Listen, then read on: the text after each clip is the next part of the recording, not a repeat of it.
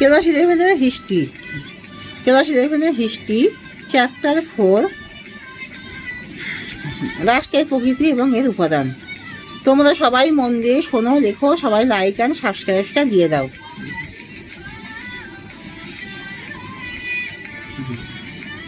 ভারতের ম্যাকিয়াভেলি কাকে বলা হয়? কৌটিল্যকে। সিসেরো আইনকে ভাগ করেছেন 2 ভাগে।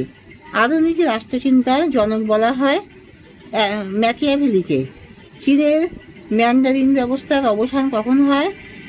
1911 খ্রিস্টাব্দে। খলিফার 1229 খ্রিস্টাব্দে সুলতান স্বীকৃতি লাভ করেন।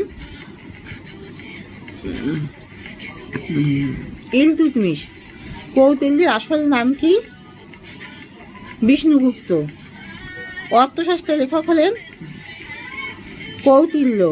সুলতানি যুগের ঐতিহাসিক হলেন আমির খসরু। সিসেরো ছিলেন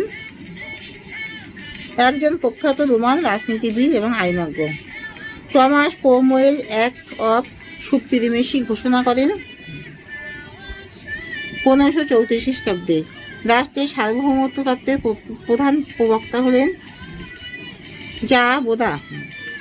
দ্য সোশ্যাল কন্ট্রাক্ট গ্রন্থের রচয়িতা হলেন রুশো। ইকতা প্রথার প্রবর্তক হলেন ইলতুৎমিশ। মুঘল যুগে মনুশব্দী প্রথা প্রবর্তন করেন আকবর। খর্তব্য ব্যবস্থা প্রচলিত ছিল পারস্য সাম্রাজ্যে। ইংরাজি ম্যান্ডারিন শব্দটি এসেছে পর্তুগিজ শব্দ থেকে।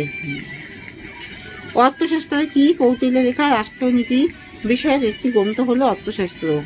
অর্থশাস্ত্রের বিষয়বস্তু কী ছিল? চন্দ্রগুপ্ত মৌর্যের সময়ের আর্থসামাজিক, রাজনৈতিক ও বিচার সংক্রান্ত বিষয়ে আলোচনা করা হয়েছে।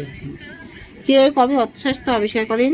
ডক্টর শ্যামশাস্ত্রী 1904 খ্রিস্টাব্দে অর্থশাস্ত্র আবিষ্কার করেন।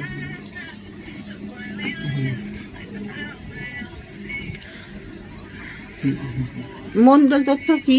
কৌটিল্যের মতে নিরাপত্তার প্রয়োজনে প্রতিটি রাষ্ট্রের উচিত তার দূর প্রতিবেশী রাষ্ট্রের সাথে সুসম্পর্ক বজায় রাখা, যায় মণ্ডল তত্ত্ব নামে পরিচিত। কৌটিল্য কি কি দুর্গে উল্লেখ করেছেন?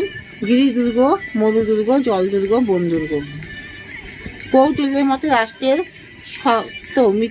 সপ্তমিত্র কয় প্রকার ও কি? সহজ ও কৃত্রিম। কৌটিল্যের কূটনীতির 4টি উপাদান কি? সাম, দান, দ্বন্দ্ব এবং ভেদ। বার্নির রাষ্ট্রচিন্তার উৎস কি? গ্রিক দার্শনিক প্লেটোর রিপাবলিক এবং অ্যারিস্টটল রচিত পলিটিক্স। এই 2 গ্রন্থের মূল তত্ত্ব ছিল বার্নির রাষ্ট্রচিন্তার মূল উৎস।